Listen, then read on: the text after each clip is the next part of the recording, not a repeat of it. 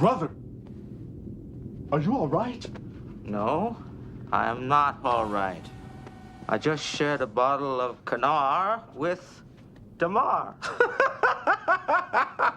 That rhymes. You're drunk. Of course I'm drunk.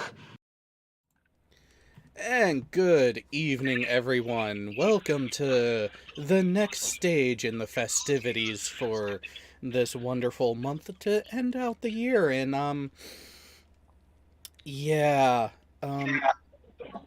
couple weeks ago, I stumbled across a video that just, made me scratch my head and try to figure out what the hell is this person actually talking about.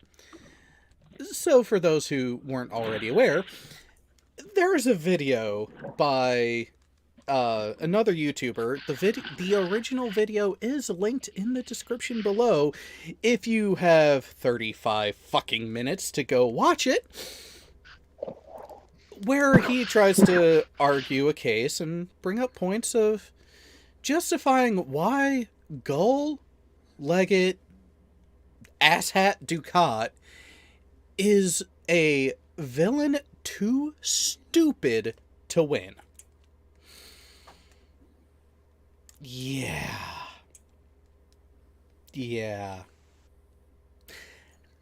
After watching this, I immediately thought, oh, we need to talk about this one, because, you know,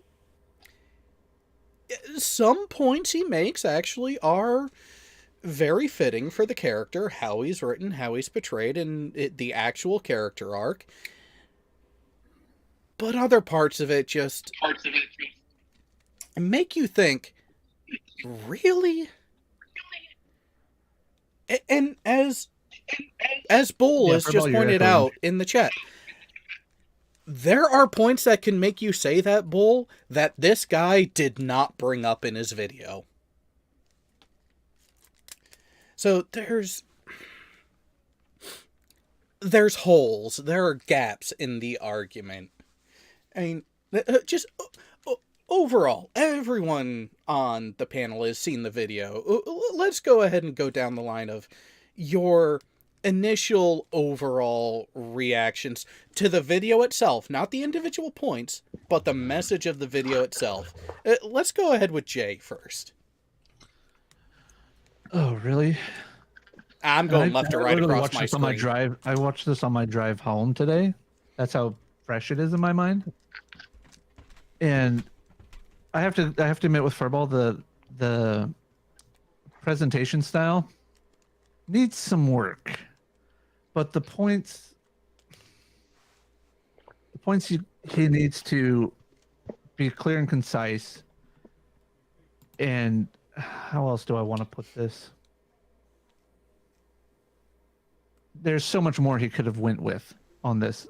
It could have made the same 35-minute video with more points, basically, is what I'm trying to get at. How's my echo? Is it gone now? Now it's gone. Nikki, okay, yeah. What was your initial response? So, for those who may be unaware, we actually do watch the videos that we review, and some of us even make notes. All of us have watched this video. Well, not sure about how recently Furball watched it because of tech issues, but watched it like 3 times today before tech issues. Oh, okay. So yeah, he also has a phone, right? All within the last 12 hours, we've watched this video with the purpose of paying attention to the arguments being made. So, Nikki, what was your initial reaction overall? First, like, oh, cool, video. Okay, I'll watch it. Halfway through it, I click on it. It's like, holy fuck, 34 minutes. And this guy has barely got any points across outside of something booty and something Kira's booty. And then going on entire, oh, this guy's stupid. It was, I have to agree, it wasn't very well done. And it was way too long for the point we were trying to get across. Yeah, oh, and we'll get more in depth with that. Furball, you were the one who initially mentioned some of the overall criticisms of it. Would you like to go a little more into detail? Well, he overanalyzes things while leaving out key information that would have rebutted his arguments or at least bolstered the opposite side of it. He made bold claims, but it's so hard to even watch the damn video because it's seriously a 34-minute video with 15 minutes of content. Because what he does, if you haven't seen it, it's between 1 and 3 sentences long of his point, and then 5 to 10 seconds of a fast cut over to something from DS9. Was Dukat the most evil person in the entire Star Trek universe? And then 10 seconds of Star Trek stuff. It just back and forth and back and forth. The entire 34 minutes. So his points, while you could discuss them, gets diluted by the other nonsense he just throws in there. He's a shitty presenter, and I do not understand how this individual has a channel with 96,000 subscribers. Sorry, off my soapbox. Yeah, everyone does have their style, and I've watched every video of this stupid villain series so far, and most of them are actually more enjoyable and concise. I think he reached for this one. I think he took a universally disliked character from the arguably the best written series of Star Trek and might have hurt himself with how far he had to go with this. Well, He had a good also to be concept for a fair, series. well, to be fair, I mean, yeah, I agree. He reached for Dukat because, from my remembrance of DS9, I've watched it a couple times fairly recently. Dukat wasn't necessarily evil, but yes, he was a bad guy, but he necessarily really wasn't evil outside of what he did in the Bajoran War, and then what he did toward the end of DS9. And even then, that the stuff during the Bajoran War, yeah, that was evil, but during the series, it wasn't. It was just, he was kind of like a really well-written, typical bad guy. Well, think of I've it this actually way. watched several videos over the past couple days as well about what makes a good villain. And I really think that Dukat makes the perfect villain. And the key thing that just about everybody agreed with when they're talking about what makes a perfect villain is that a perfect villain is someone who thinks they are doing the right thing for their side. And They're not just pure evil. Well, and here's the thing. The argument being made in the video isn't whether he's evil or not. It isn't whether or not he's a good villain. It's a question of the intelligence and how capable of actually winning is the villain. And this is where those other aspects are going to come into play. But Yeah. So, Motley, what was your thankfully sped up version of the video itself? Which, yeah, watching it at 1.5 speed helps. A lot of it comes from, he seems to see some character traits in him. As in, he sees Dukat wanting to be with Kira. He sees Dukat being with Kira's mother. He sees Dukat trying to be with other Bajoran women.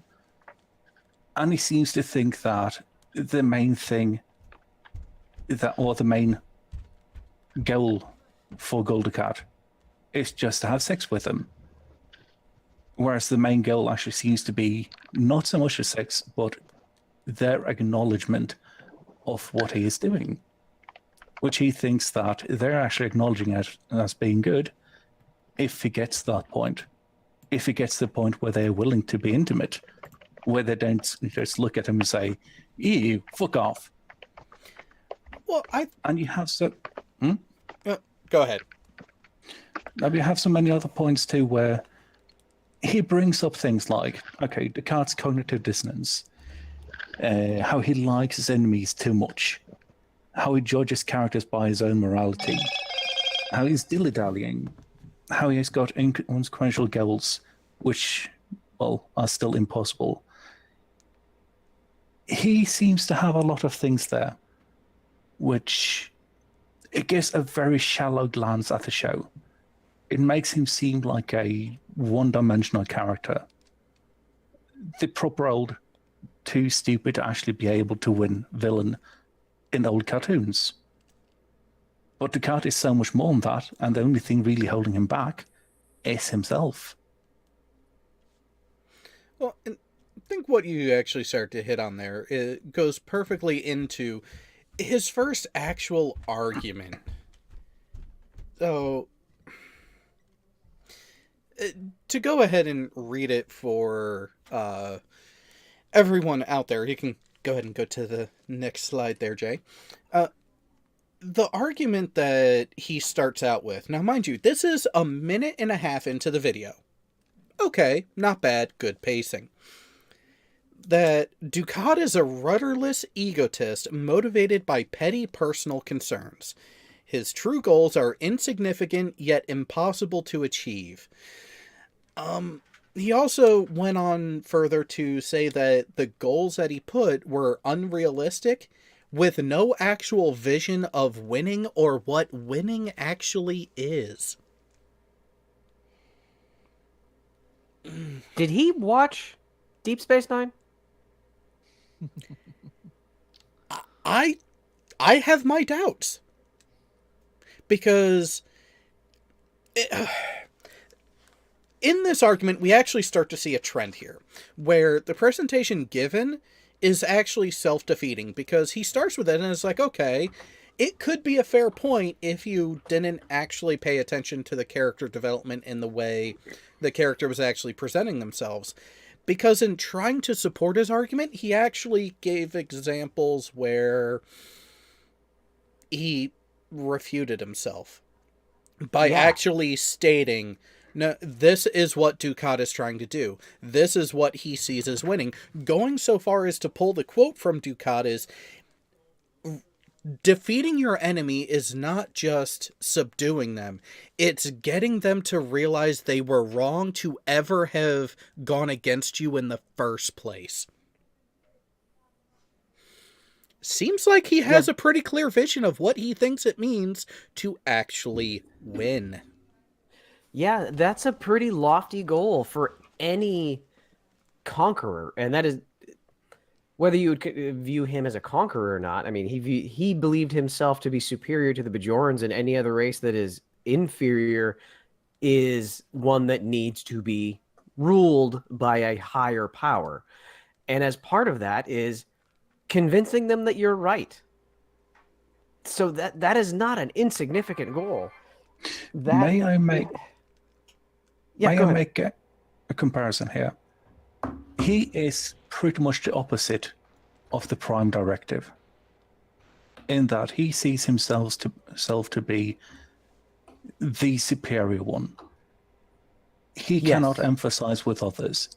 He only wants others to either be like him or not to be at all. Not necessarily to not be at all. Well, Others can be. Hold on. To be fair, he also wants people to worship him too, in a sense, not necessarily as a god, but he wants to be a king or a matriarch. The adoration of the plebes. Yeah. I mean, a good historical comparison was he was Caesar. He wanted he wanted to be viewed in that way. He wanted to be recognized for this greatness, for this immense stature, and not just be adored, but a genuine affection and love.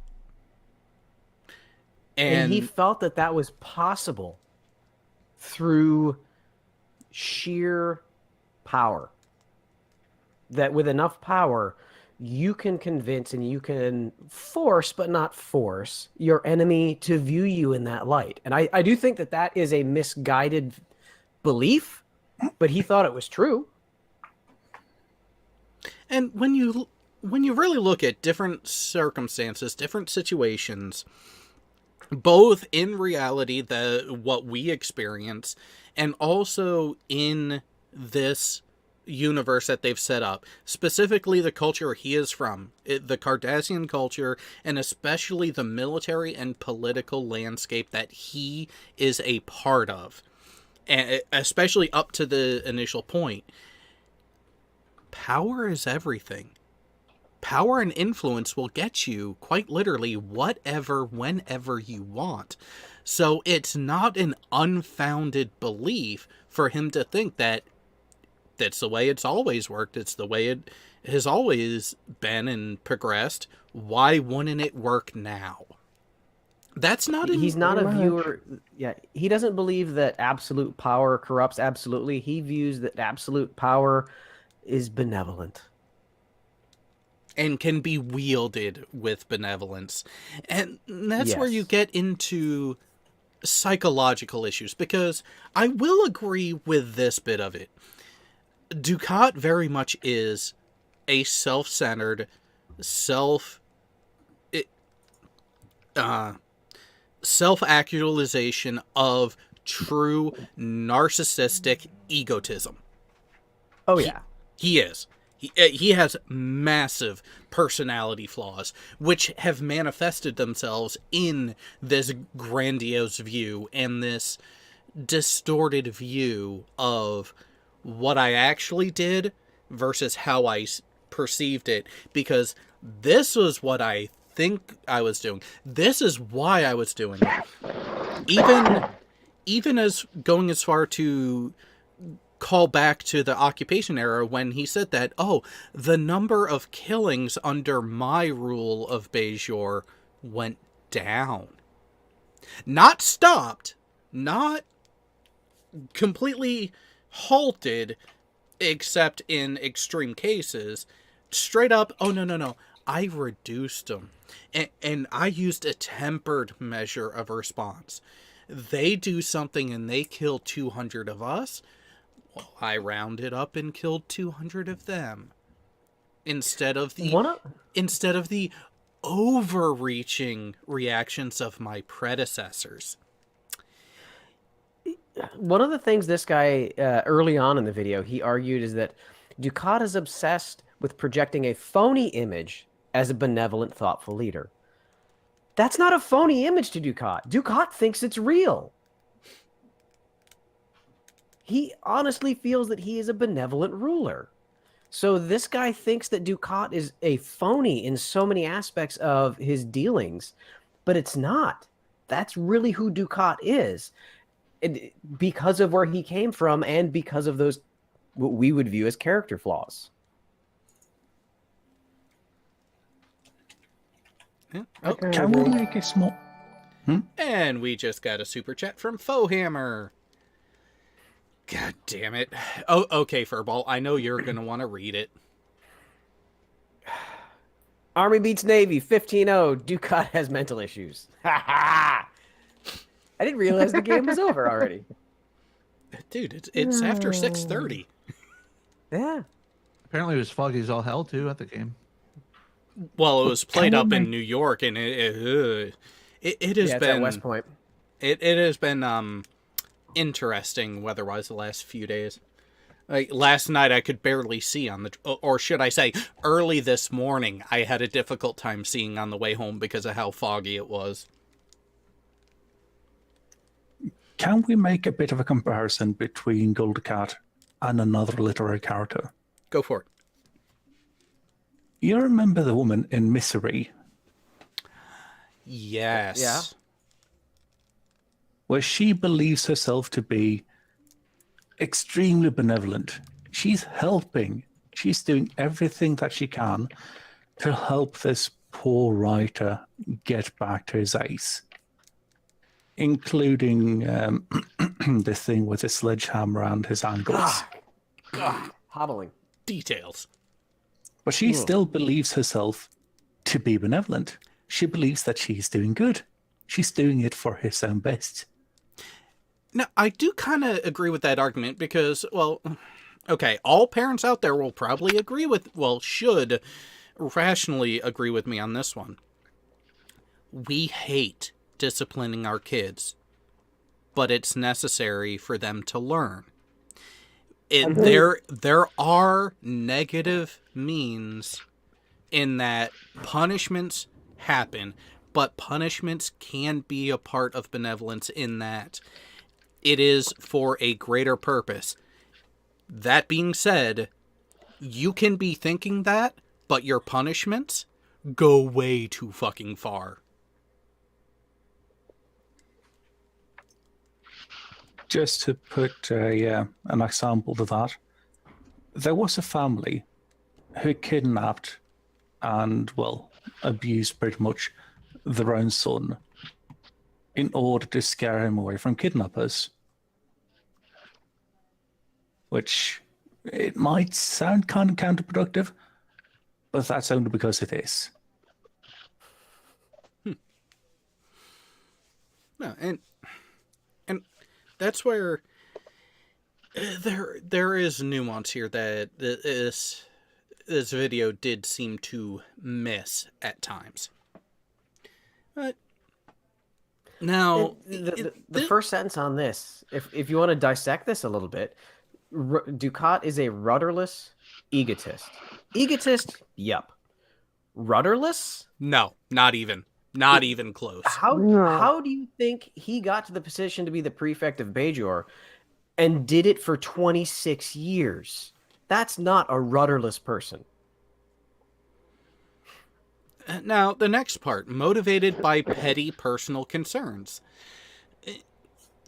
Petty is very subjective, but I will agree with the personal concerns because he was in it ultimately for himself. He did have a very deep, forgotten country, though. It wasn't just for Dukat. He did feel that a lot of what he was doing was for Cardassia, or for Cardassia. It wasn't just blindly me. But there was that veiled bit, and this is where we get... Yeah. You know, and with that, I think we can actually go into the next point that he tried to make, because... So, he made the first point at 1:30 into the video. So, you know what? 1.5 minutes into the video for the intro. Yeah, good. Decent pacing. He makes the How long was it for the next one, Jared? I'm sure it was like really close after that, after he made very cogent arguments. The next argument was made at just shy of 7 minutes. So, so far, very good pacing. But as you can see by the red bar below, there's a lot more video left. And how many points did he make in total? 3. So this is where we really get into the deep part, where Dukat achieves quote-unquote greatness in spite of his strategic shortcomings and poor motivations. Going so far as to sell out Cardassia for selfish reasons, and his dilly-dallying at Deep Space Nine brings about his ultimate downfall. Yeah, kind of off the mark there.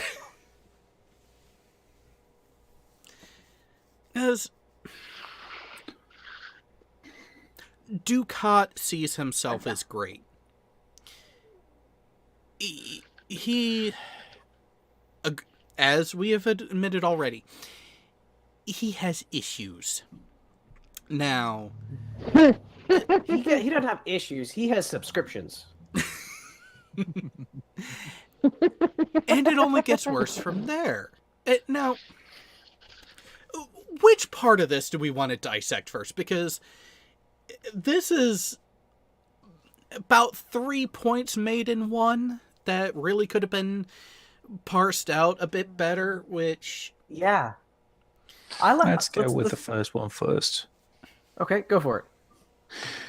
Dukat achieves, quote-unquote, greatness in spite of his strategic shortcomings and poor motivations. As mentioned before, he managed to become a legate among the Cardassians. If you don't have any kind of strategic mind for that, you will end up dead before you even step foot into any of the places that are important. You need to be quite sharp just in order to actually get there. And again, 26 years as the prefect of Bajor. Now, obviously, that's not like grand strategic thinking for like combat, but he is combating terrorists. He is trying to quell uprisings amongst the populace. There is a lot of strategic planning in that, and his motivations are the pacifying the populace, which is not a poor motivation. But you don't have a rudderless individual with poor motivations and strategic shortcomings for 26 years, especially in a culture such as the Kardashians that are the Kardashians. Jesus. I wasn't going to say anything. I was going to let you go with it. The Cardassians, where if he had been failing, he would have been out or dead. Especially with their spies, especially with their networks of everything, just keeping track of everyone. Yeah, and you can bring that up. So he had a Kardashian wife with children, and that is not something that was looked well upon. So there is no way that they would have allowed him to remain in his position unless he was being effective.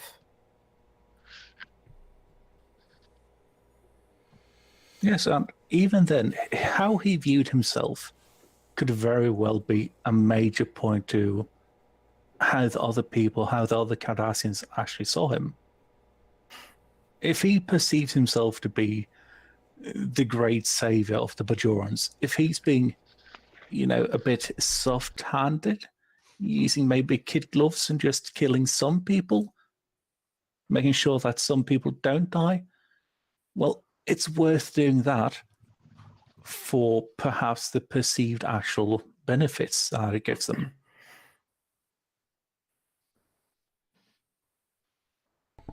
Well, and so, again, throughout this, we end up with conflicting bits of information here that the video tries to use.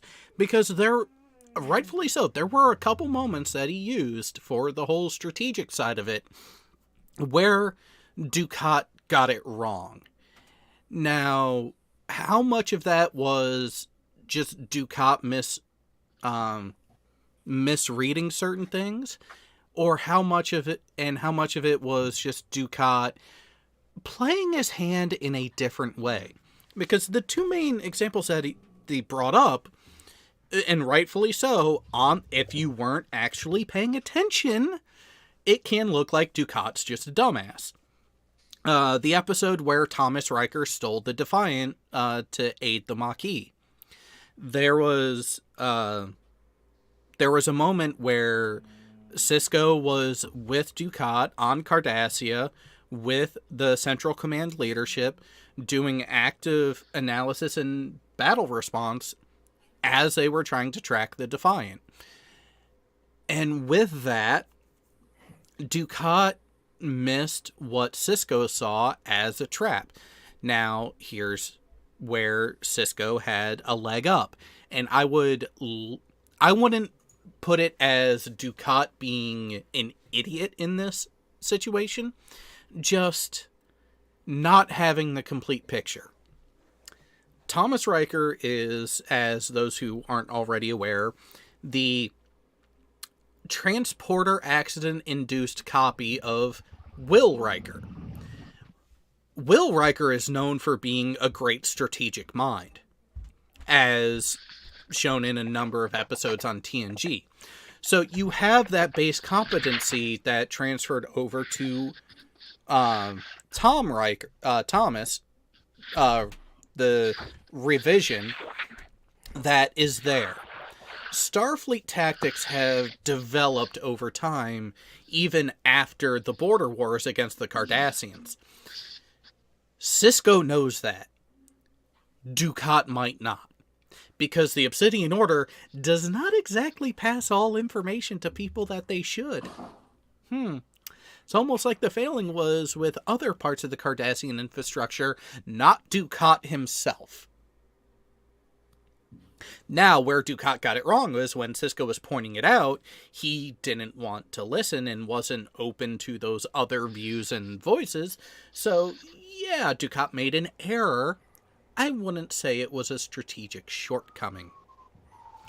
Another point that they brought up is when Dukat had been demoted and given command of a freighter that was constantly getting harassed and shot at by the Klingons, to where it took Kira recommending the procurement of an orbital station's disruptor and putting it into one of the cargo bays, and Dukat going, oh, but this was never designed for it, and the power infrastructure of the ship wasn't designed for it. How much of that... Well, okay, so the video portrayed that as Dukat not having the flexibility of a military mind that should be required. How much of that was actually Dukat's failing to recognize it, and how much of it was him playing up ignorance to keep Kira involved and to keep her there? Which, oh, wait, the guy making the video even started and posed that question, but then just fucking dropped it like a hot potato because I think he realized that it shot his argument to hell.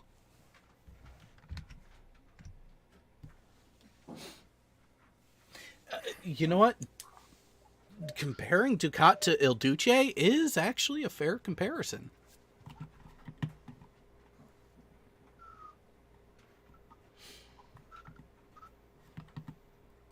I mean, Interesting, though, looking at Dukat, we can see that time and time again, even if he gets demoted, even if he gets to a point where he should not actually be able to get away from it, he still rises again. He still manages to become a cult leader or a sect leader. He manages to lead or rise to other leadership positions. He manages to get into just the position he needs to be the leader. But he doesn't really seem to know what to do once he is there as the leader. He can see what he wants to happen, but he doesn't seem to understand that that means that he has to change too. He has to see not only what's wrong with other people, but himself. No, and one of the notes that I made when we were going through this segment of it, I even wrote down, mentions tactical misses, yet also states that he plays the political wins well. Sorry, but navigating the political landscape, especially as shown throughout the series, the turbulent political landscape that Cardassian governance had become to be, in order to survive and get the positions that Dukat did, again, mentioning of him reaching the legate level, you're not an idiot. You're not too stupid to win if you do that. You don't just stumble upon those types of promotions. No, you don't. You might, in fact, actually stumble upon a disruptor or a dagger if you do it wrong. Or a ship. Yeah, there's inconsistencies in the points that he's making. Big ones. So then what about the next line in this particular one? Selling out Cardassia for selfish reasons. This is one of those where either Dukat is a massively honed narcissist or actually had a moment of genuine selflessness, because you can see why he aligned with the Dominion, because that's what it's referencing. It was at Dukat's urgence that the Tatapa Council aligned with the Dominion when they started coming to the Alpha Quadrant, and were in fact part of why it ended up happening. And you can see it from Dukat's point of view that it's not entirely wrong, the reason for it, because as he stated, I want to bring Cardassia back to the greatness it once was. Yeah, I think that this entire premise is off, because did he even bring up one time that any of Dukat's actions, that the end of that series of events, I'm doing X, at the end of that series of events, was the end of that something that just benefited Dukat? Or was it something that benefited Cardassia and Dukat? Can't think of anything that he did that was solely selfish, that there was not still this background of bringing Cardassia up or back to greatness. Mixed in with this arc, there is a moment that was purely self-serving, was purely personal reasons. And that was everything to do with his handling of the situation with Zial, his half-Cardassian daughter. Mm-hmm. Especially when, hey, your drunken cohort finally stumbled upon a way to bring down the minefield to let Dominion reinforcements come back through the wormhole. But hold off, I want my daughter, whose mere existence got me disgraced, at my side when it happens. Fuck everything else. I want her there. I want her to see it. I want everyone else to see it. This is for me. This is my glory. This is my moment. Fuck the rest of you. Well, I accept that is a selfish motivation. But in that act, was he selling out Cardassia? It was part of it because this was after they had already aligned with the Dominion. But we've already said the aligning with the Dominion was not solely selfish on Dukat. Yeah. Not selfish, but he did sell out Cardassia in a way. With the goal of bringing them back to greatness. He never ran away. He never blatantly ran away. He never abandoned his core values. We kind of have to see this from Dukat's point of view too. If we compare Dukat with Garrick used to loathe being on DS9.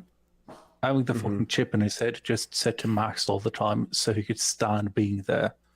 The bright light, it being too cold, all those things. He did not have any other Cardassians there to actually admire him, to be anything for him. All the Cardassians that he met after that pretty much were people who either disliked him or tolerated him. Dukat, on the other hand, who wants the Cardassians to see him, he wants the ones that are his people to see him with, well, not necessarily envy, but he wants them to look at him, and he wants them to look at him knowing that he did well. He did all these things, and it worked out. Even if the way to actually get to that point might not be the best, he still wants their recognition. He wants them to look at him and just be awestruck. And again, this is where those little sprinkles of the massive amount of clips that he pulled from the series that on the surface make it look like he has a point, where Sisko even challenged Dukat at one point, is that what you're doing this for? For a monument? Mm-hmm. Which Dukat responded with, no, I'm doing this for the greater good of my people. Now, how much of that was genuine belief? How much of that was his delusion? How much of it was just smoke up the ass of everyone so he could keep playing his game? That's where the conversation gets interesting. It's not necessarily just one or the other either. it could even be a mix. Which is why I say it's interesting, because I think it is a mix of all of it, because if Dukat succeeds in returning a significant amount of glory back to Cardassia, it's going to look well for him. But in order to actually achieve it and stick with it, you need to have some measure of genuine desire for it to be better for all of the people around you, for what you're stating your goal is. There needs to be at least a sliver of truth to it. Otherwise, you're going to fall apart at the first sign of resistance. And that's where, despite every setback, despite every noticeable and perceived slight against him and what the goals were, he kept going. Yeah, it's very easy to see that we have this thing in reality too, with the, I would call it not a victim mentality, but a persecution complex, that's one. Yeah. He feels like these people going against him, these people who he might admire some of them, but who wants them on his side, them going against him, he sees as just something that eggs him on, something that makes it way more worth it to keep going. Because to him, he needs to win these people over too. He needs to show, in some way at least, that he believes in these things that he says. Which I do believe, actually, that he did love Cardassia. It's just that the way that he saw Cardassia, the way that he perceived it when people did not agree with his vision of it, is something that just kept fueling his own issues. Well, and there is something brought up in the video that does raise an interesting question, because what was Dukat's actual vision of Cardassia in the past as it was and where it's going? Because you do get a little bit of conflict there, where Dukat wants Cardassia to be like it was before the Tatapa Council came to power, before the civilian government really got the power and influence that it ended up having. But at the same time, wanted that to be a case, wanted Cardassia to be in a position that it was more readily accepted and partnered with in the galactic community of everything going on. So you do have a bit of duality there that makes you wonder, is what was Dukat's actual aim and goal? I think it's more the latter, that he wanted the grander acceptance. He wanted the Cardassian people to not be universally derided like they had been because of their past, because of how they've interacted with other spacefaring peoples. But at the same time, he wanted to be the one to do it. Not to lay the foundation, not to lay the groundwork and then have it carry on from there. I want it done in my lifetime as soon as possible. So you do have that core of a grander, more selfless goal, but I want to be the one to do it. So you have that bit of taint on the vision and the message and the goal there, from my recollection and view of how he actually went about trying to achieve his goals.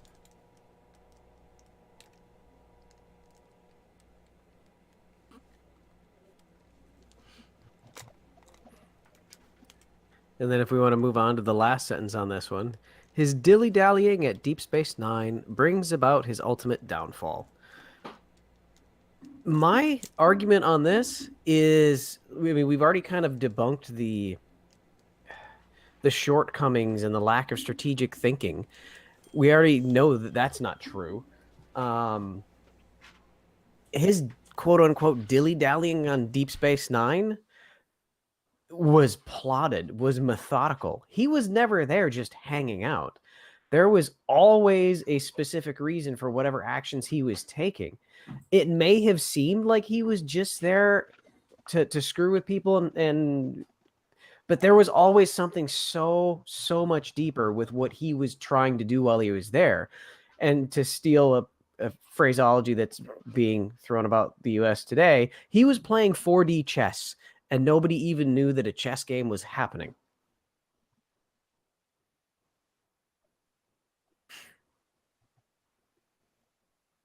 Yeah, and as we can see with him, he is the kind of person who would set fire to a house so he could run into the house and then actually save the people in there. But he wouldn't do it just to save the people there. He would do it to get the recognition to be able to do something else afterwards. Mm-hmm. He plots. He's very methodical. And when something takes him down a peg, he immediately starts plotting how to get back up. And he does. He's not a quitter. Yeah, he doesn't quit. And if he didn't have a strategic mind, he would have failed decades before this. Yeah, the whole thing with his ultimate downfall, just from dilly-dallying around fucking Deep Space Nine, I wouldn't say that's where it actually came from. If anything, I would say his ultimate downfall came when he started believing his own bullshit, pretty much. When he drank his own Kool-Aid. Yeah. When he started getting with the power rates, when he started all of that. Because he thought himself to be beyond what he actually was. It may have been another one of those character flaws where throughout his entire life, he was trying to achieve greatness. And he felt that at some point he felt he'd achieved it, but wasn't being recognized for it. That would have been, I would view that as his downfall when he tried to force his greatness upon others when he wasn't quite there yet. Yeah, and it's more... Go on. If you can't recognize my greatness, I'm going to show it to you. Yeah, it's a lot of him being... He's a great character. He is a great leader, per se. He has done many good things. But he also expects the immediate gratification of someone just patting him on his head and saying, good job. Mm-hmm. Yeah, that's something I would agree on. Is he seems to be doing a lot of that stuff with the offset of wanting the instant gratification, like you said, the pat on the head and shit. And I don't like the whole thing of instant gratification, even in real life. No, but looking at him, it does kind of make sense. Because you can see him, a Cardassian, who wants to actually get to glory. He wants to achieve glory. He wants to achieve things to make him look like a better person, or look like the person that he perceives himself to be.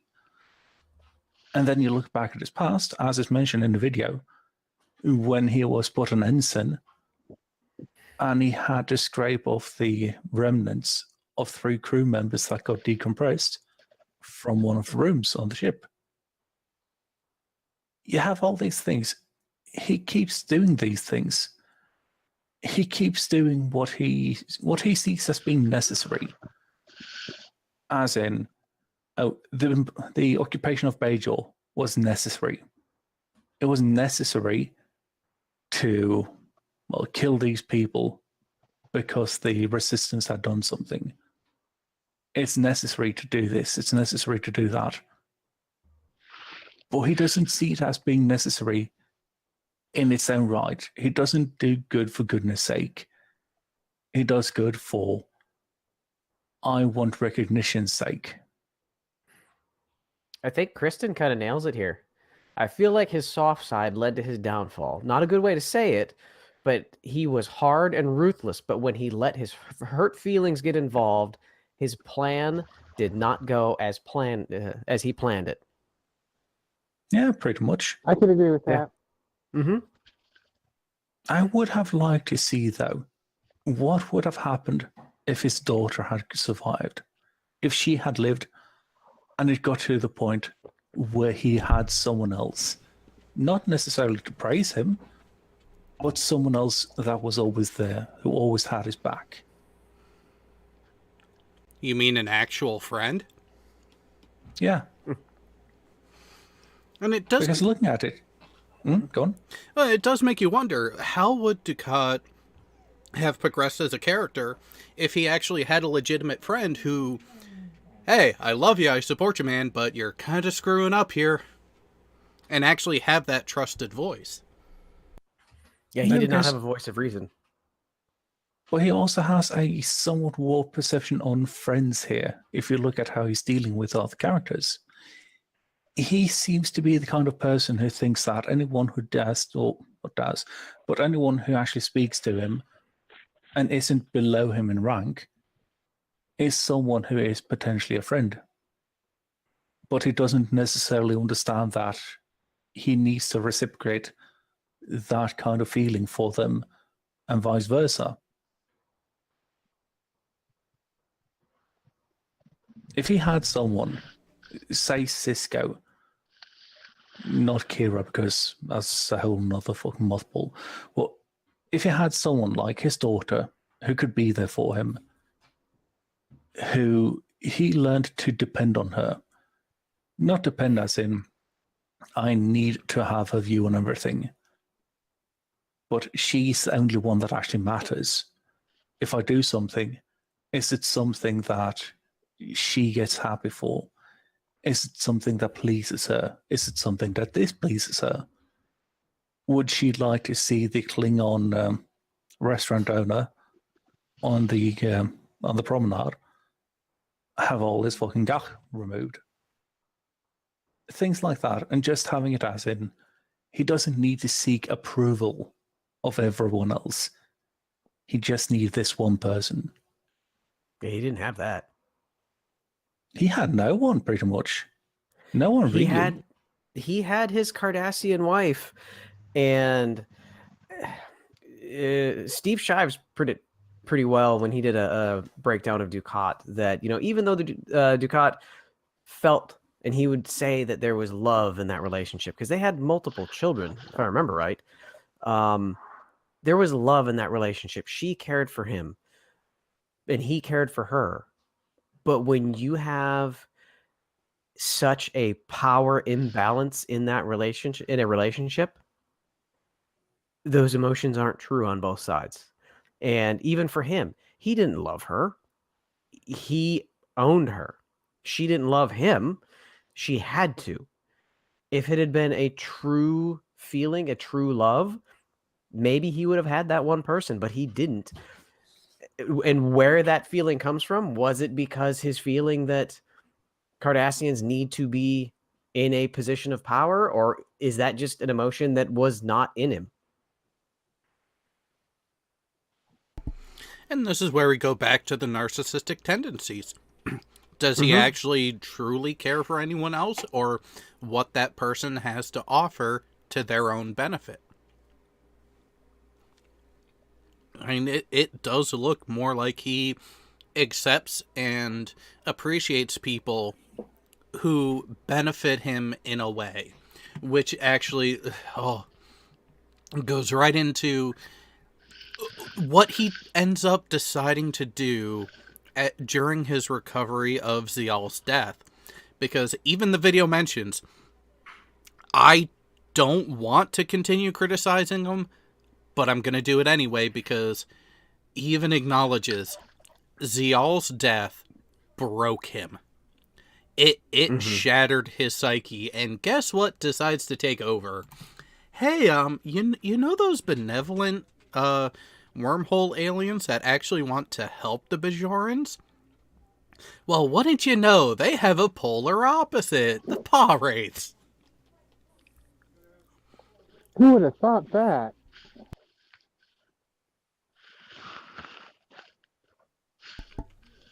So, of course, the What was the minute mark on this one? So, point 2 began at 6 minutes and 50 seconds. Point 3, 28 minutes.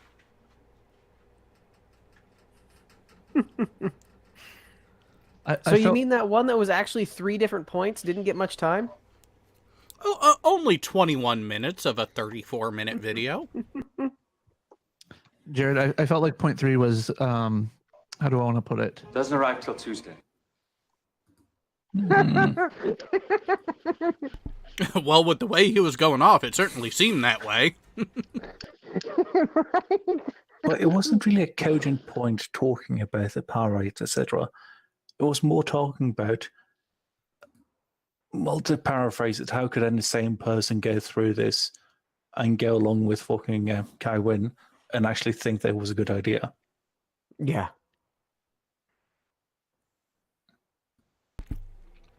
But if we Well, look at Dukat was the one that brought it to Kai Wynn.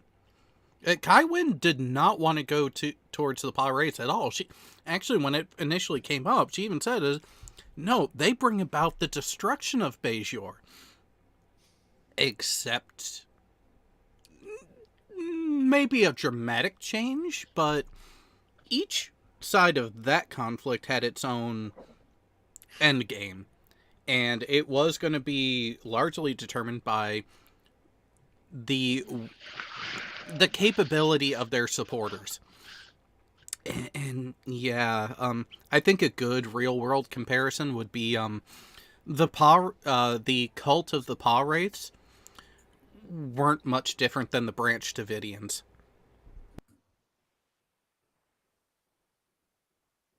Yeah, pretty much.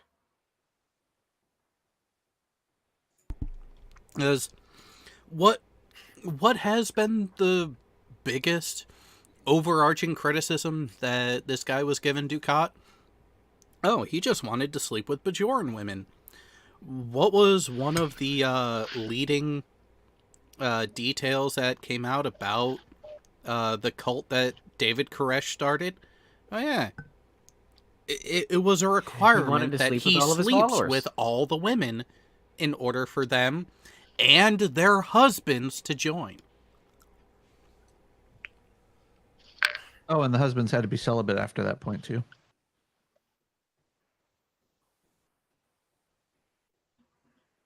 But I hear they had really good benefits. I do wonder, though, just slightly going back to an early point, did Dukat want the Bajoran women because he saw himself as being better than them? Or did he think that I can't actually get a woman among my own people who will love me? It will always be a master-slave relationship, and not in a good way. And will it be one of those things where I need to look outside of my own people? Here we have the Bajoran women. They are headstrong, which would be a good thing. But then he doesn't quite actually understand what it means or what he needs to do to actually be in a relationship.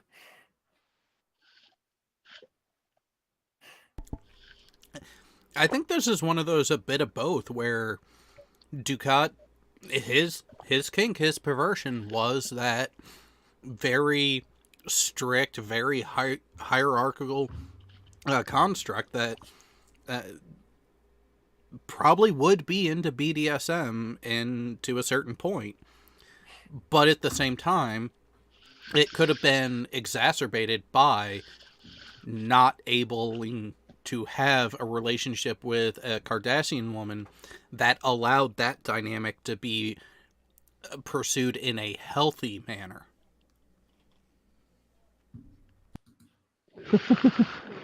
Yeah, I was going to say, if he wanted to go down the BDSM route, he just could have went with a Klingon female instead. So He didn't have too many of those around, though.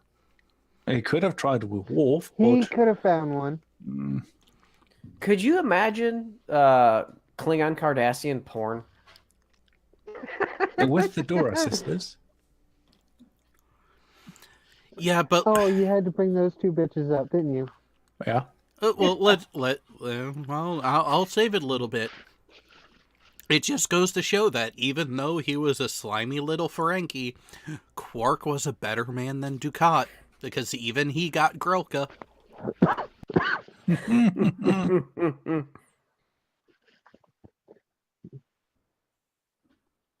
No, I barely know what to say about the whole fucking thing with the power rates there, because there wasn't really that much of a point to counter. There wasn't that much of actually something that he said that was something that was able to be talked about without it counteracting all the rest of it as well. Well, and you have this part of it.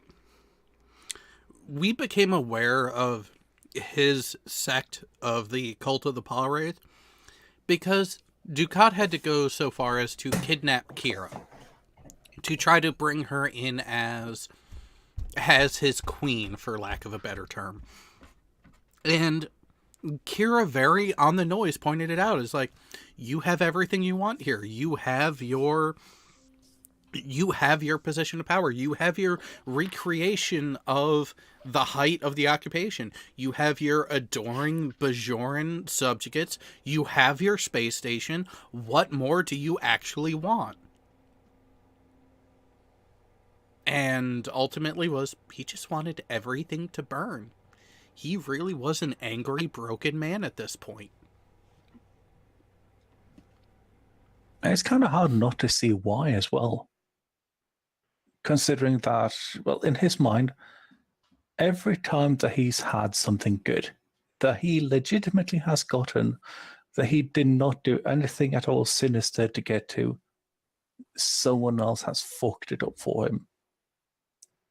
Someone else has always come along and just messed up his plans. Someone else has always been there to, well, among other things, kill his daughter. But he can't place the blame right.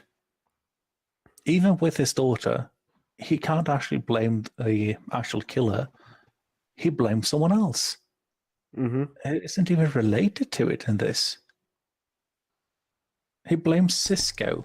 Yeah. When Damar shot her. Yeah, he said that Cisco created the situation for Zial to even consider to betray me in the first place. You know, very loose association. I can see where Dukat came up with that because, follow this. The Bajoran occupation ends because the border wars end and things come to light, and it's galactic pressure spearheaded by the Federation that pretty much forces Cardassia to say, okay, you know what? No.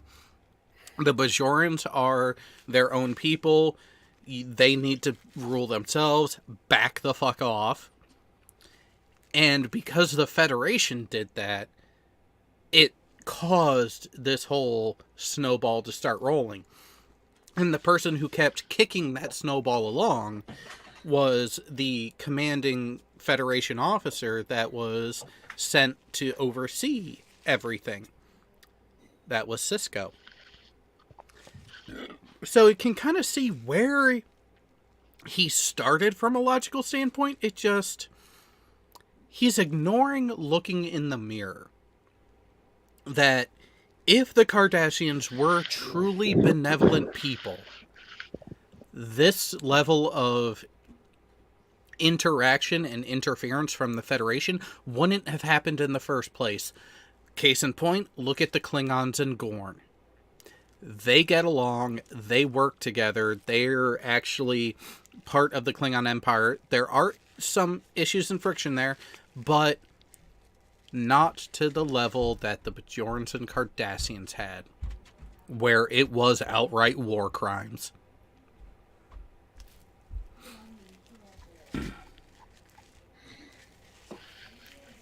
Yeah, and there were so many people affected by that on both sides. as we can see throughout the show, like the what's his name, the imposter who tries to make it out that he is a higher level officer. What's his name? No, The guy who keeps going on about, I did this, I killed all these people. oh, I the did all former these aide bad of things. the former aide of the legate who did the cosmetic surgery to make him look like the guy just to appease his own conscience. Yeah, and we can see that's just a lower level person. Someone who has been there, who's heard the screams. Someone who's been affected by this. And for all his faults, I don't think that Dukat was actually unaffected by what happened. I think that he just filed it away in such a way that he made it not his own fault when things happened. Well, and again, back to the beginning, what I said before about him being the benevolent overseer because he reduced the number of killings. You have that aspect, and I also think you have a measured level of compartmentalization here on the side of Dukat to give himself plausible deniability in the sense that I wasn't there carrying it out. My order was only to dispense justice, dispense appropriate retribution where necessary. If the people under me went too far, that's on them. He was establishing order. Yep. In order to help more people. In order to make have to. relations good between them. Yeah. I think that's the thing, is you have that. It really is a self-delusion. It really does have that broken psyche aspect to it. And this is where, overall, not stupid. Got problems. Got issues. Need to see a really good fucking therapist prior to ultimate entombment with the paw wraiths. But not stupid. Not idiocy. Could have won, could have made strides, could have achieved goals multiple times over. Well, damn, he damn near did win a couple times. Yeah, exactly. And you don't just stumble upon those moments of success that get you to the pinnacle, but by averting your attention needlessly at critical times, you can make mistakes which end up biting you in the ass. Now, remind me, I don't remember how the occupation of Bajor ended, because you could almost view that as a success on his part. That was the ending of the occupation wasn't because of his doings. That was because of political doings, echelons above his, and he just had to follow the orders after that.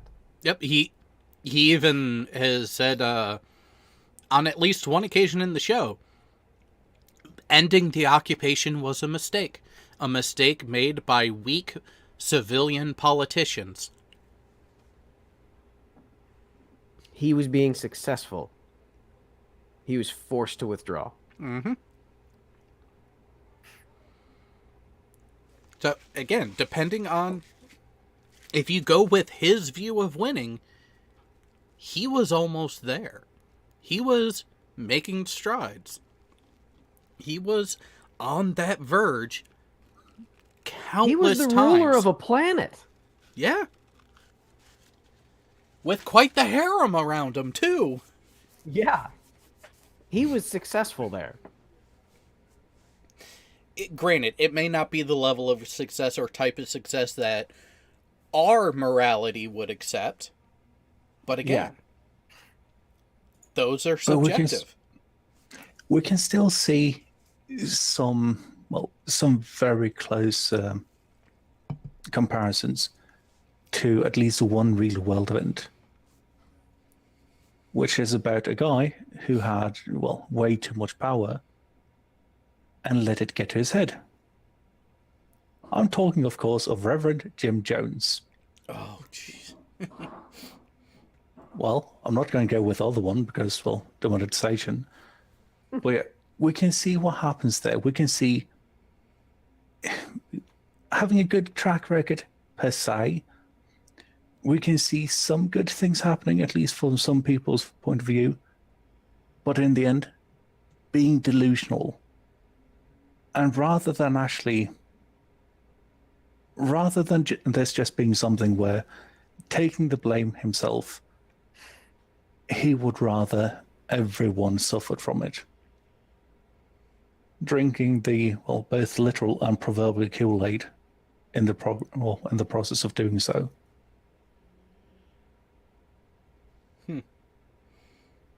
Hey, Jared, I'm going to dip out for a bit before veterans talk, so. Yeah, it's understandable. We're actually getting closer to... Kristen We're an says... hour and 15, yeah. Maybe he allowed something horrible, the delusional thinking that more good will come. That is not unfounded. That is not... Cisco did that with Garrick.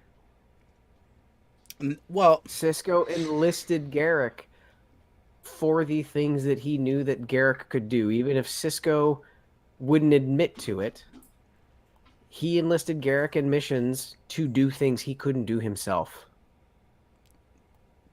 That's true. So, allowing terrible things to happen, thinking that the outcome as a grander scheme of things will be good, is a mental out. Whether it's right or wrong, that's a different conversation. well, and you also have Cisco, the way he handled the hunt of Eddington, where he poisoned 2 separate worlds to where, okay, the Maquis can't live there anymore, but the Cardassians they're fighting against still can.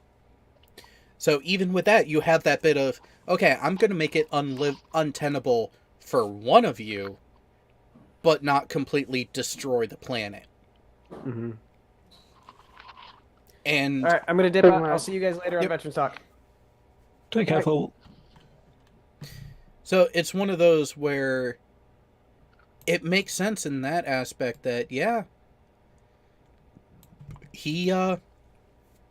Cisco pushed the limit there. He really did come up against the edge of what is and is not an ethical action. Well, he didn't make it completely uninhabitable, but it's still not a shining moment for the ideals that a Starfleet officer is supposed to uphold. And Eddington called him out on that. And that's where you get those quandaries. You get that dynamic in that fight within Cisco. That is something that we saw in a different manner, but still similar in Dukat, because you have that conflicting, I want to do things for myself, but I need to take care of the Cardassian people. Not we, not a collective. I need to do it. And I think maybe that was the ultimate downfall. It wasn't that he was too stupid. He put too much on himself. He put too much importance, too much responsibility, and too much ability in what he was actually capable of. As wrong as it is, I don't see that as stupid. I don't see that as idiocy. Wrong, inaccurate, but not from a place of ignorance. I would like to say with that, though, Cisco had something which Dukat never had. He had people both genuinely supporting him, and he was actually chosen to be, well, not savior directly, but he was chosen by a quote-unquote higher power. We also he also earned a lot of that respect from his underlings too. Yes, but we're talking Dukat here. Dukat doesn't really Oh. understand that. Yeah. Dukat sees that as Cisco must have told people that he deserved this, and therefore he got it. But when Dukat does it, he doesn't get it. It's unfair. It really does have the veneer of a sibling rivalry where the one of them doesn't understand why why the other sibling is getting the adoration and they're not. It's that the delusion of self-awareness that is at play. You have that.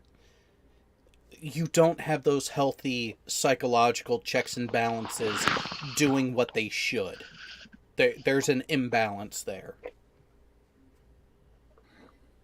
Just speaking of that, can we take a moment just to talk about the other Cardassians actually being affected by the occupation? Go for it. No, because we were talking about that guy, the aide, who he was quite affected by it. He, well, wanted to fucking die because of it, because he felt guilty for it. Then you see people like Damar, where, what was it that Kira said to him? It was when she compared the occupation to what he was actually being subjected to at that time, I think it was. When Kira went to help the Cardassian resistance against the Dominion. Yeah. You have these characters. Even Garrick was affected by it, even though, well, Garrick's Garrick. He's a bit above a lot of it anyway, at least from what he shows. But you have these characters. Garrick is one of my favorite characters, so. He's my favorite character in it. Simply because, well, it's plain and simple Garrick. And yet so complex. Yeah, and we can see how the show shows this in how not only how the Bajorans treat all the Cardassians. I'm not talking about what's his name? Completely gone now. Teleport operator moved from TNG to O'Brien. O'Brien, yeah. Not talking about him because he hates all the spoonheads, but seeing how the Cardassians are being met and seeing how the Cardassians who are there now actually take it in. A lot of them don't actually seem to have that much understanding of what's been going on. Well, you have people who have been in key places who have too much understanding of what's been going on. Either seeing it as, oh shit, I better get away before they see that it's me, or, well, coming to a breaking point where they feel like they themselves are responsible, where they are responsible for their entire people. Watching DS9 is never a clear-cut thing. It's never one thing where this person or this thing is completely bad, except for Palwraith. You never see it as being truly black or white. It is very much an occupation with all the things that come tagged along with it. And it affects both sides. To go along with your point, I mean, even the Dominion really wasn't that bad. It's just that they had their own agenda and reasons for that agenda. Yeah, they took issue with their tactics, not necessarily what they were going for, because ultimately the Dominion was actually looking for achieving a true galactic peace. But the method that they went going about that peace was the issue. Well, if your vision of peace is everyone joining you, and those who don't join you either get assimilated or killed, you'll end up with a kind of wonky peace. Sure, there might not be that much fighting, but how long would it take until the founders actually found themselves stretched thin to the point where they couldn't actually keep it together between all the water, between all the Jem'Hadar, between all the other species that would have been, well, included in it? Yeah, there is such a thing as trying to govern an area too large. And we've seen it all throughout history. We've had a couple of the largest land empires ever not be able to sustain themselves and end up falling apart within a few generations. I mean, you have the Roman Empire, which schismed and ended up falling apart and becoming a shell of what it was.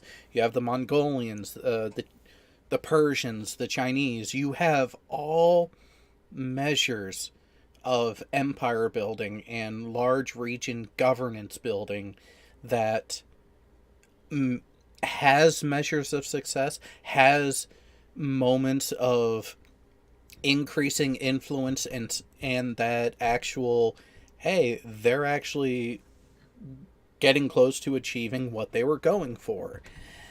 And then it all falls apart. For one reason or another, it has never lasted.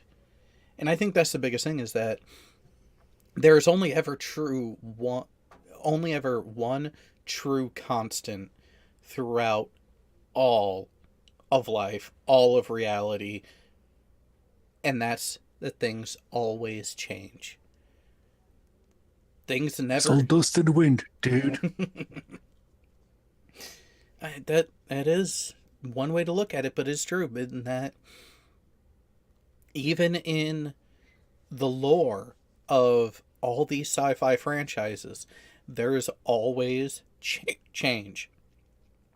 Be it slow, subversive change, or long periods of stability, followed by rapid, painful change through civil wars or other collapses. Everywhere. Take a look at The Expanse is a perfect example of what you just said. Yeah. So... Well, seeing the change, I would say that these series of Star Trek, Prime Time Star Trek in this case, that we've seen, or Prime Timeline rather, that we've seen the most change in, would still be DS9. Not only due to the warming up from TNG, being able to see the change from someone who's on the flagship of the Federation, but then also seeing the changes that happened with the Maquis, seeing how they actually had to handle things, seeing what happened just galaxy-wide, or the quadrant-wide, when they started seeing that, oh shit, there's actually a threat that's way larger than us. Even the Romulans getting involved, even though some trickery was happening there. But it's one of those rare instances that, in the end, this is one of the rare times, I will say, that the ends actually justify the means. I want to make a quick response to Kristen. I love you, by the way, but Star Trek is basically submarine combat in space. But the argument's the same. Replace Air Force with Navy, and yeah, it's still a salient point that the majority of your naval service members, we didn't need small arms or close quarters combat training because we weren't going to be in a position that warranted it. But there were select groups that actually would. Your construction battalions, some of your corpsmen, and the Marines. Yeah, the worst Star Trek would have had to do was repel boarders. That was it. Yep. That's why they had the small arms on the ships. They weren't ever, as you pointed out, they weren't trained to do a full ground invasion. Hence the reason why I said it's submarine combat. Ships or fleet fired each other in, no offense, but submarine-style warfare, because That's what it was. I'm sorry. There's no way around it. It's submarine warfare. It's not even surface ship warfare because there's other things that go on in surface ship warfare. It was literally submarine combat. Yeah. Well, submarine combat with better detection equipment. And better weapons. Yeah.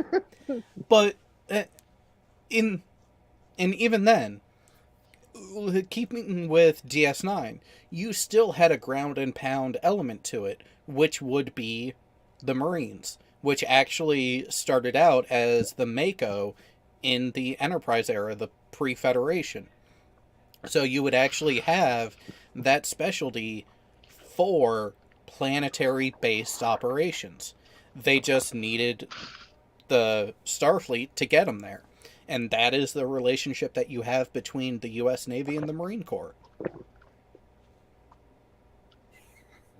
So, but I think it is safe to say that while the video that we were talking about, which, as said at the beginning of this, is linked in the description below, if you feel so inclined to go hear the person's arguments and attempts to support them directly for yourself, I encourage it. Go give it a listen, and feel free to let us know if you disagree on any of our objections to how the person was actually trying to characterize Dukat as being an ignorant type of villain. Misguided? Damaged? Yes, I will agree with all those. But idiot? Unintelligent? I wouldn't go that way, because it does take a particular level of intelligence to be able to play and manipulate people the way that Dukat routinely did throughout the series. Very true. And he showed a lot of confidence, at least outwards, in what he himself did. Any final thoughts?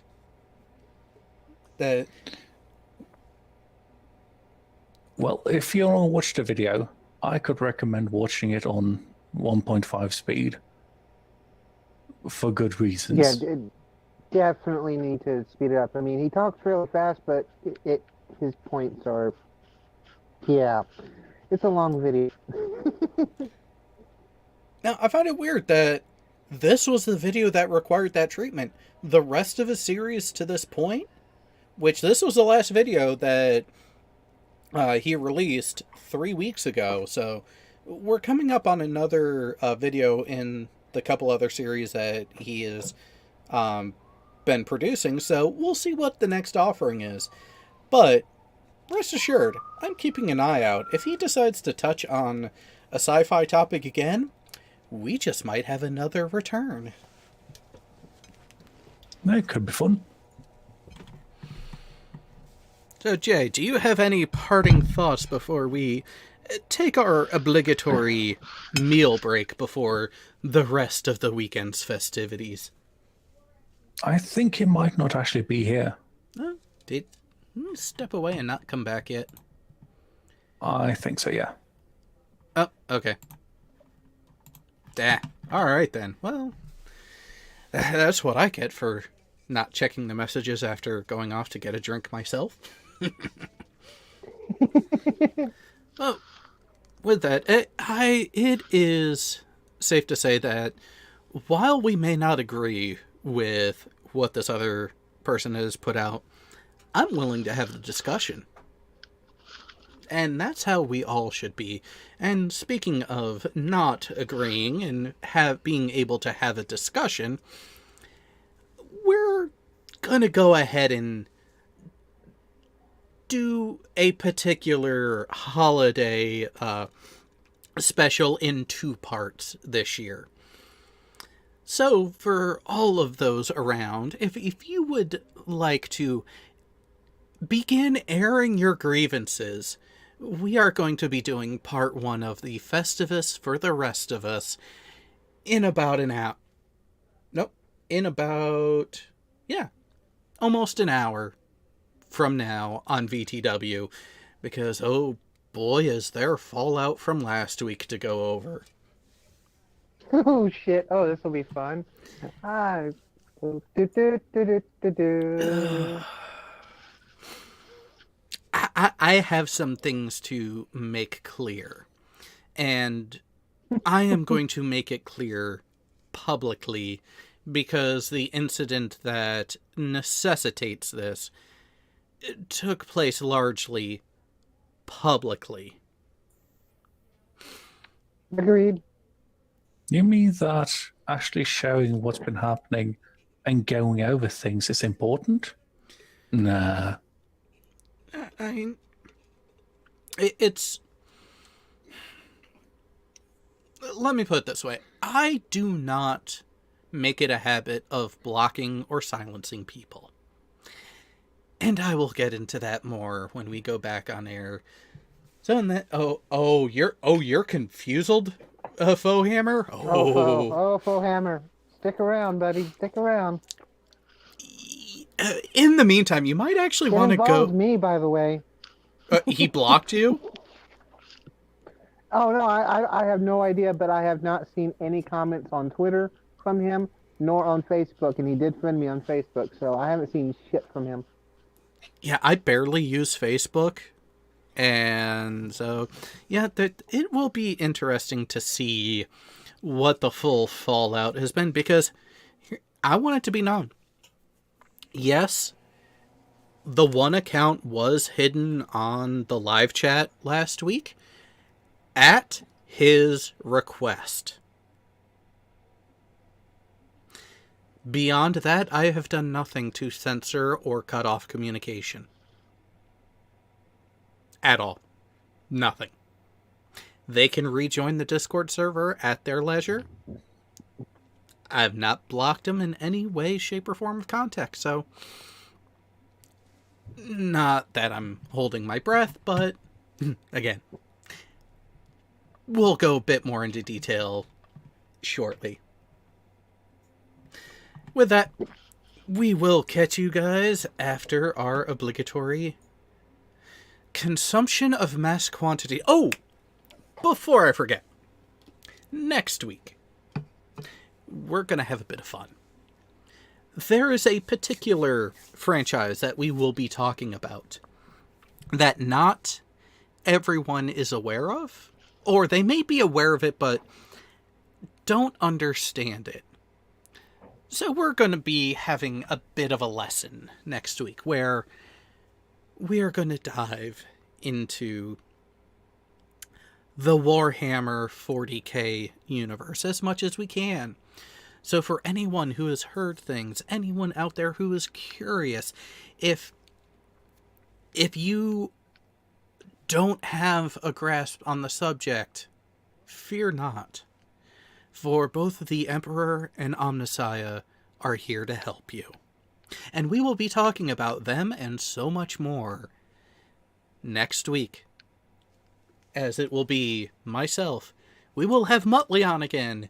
We are planning on having Jay Brown and Furball with us again. With our special guest, a resident expert of the 40k lore and offerings across multiple media. Faux Hammer 335 will be joining us. So get your questions ready, and we are going to have a lot of fun. Expect a lot of back and forth between the panel and the chat as we go over details and do our best to explain everything to you as we ask the question, should Warhammer be considered sci-fi? Join us next week and find out what we come to. Good night, everybody. Night. See you on VTW.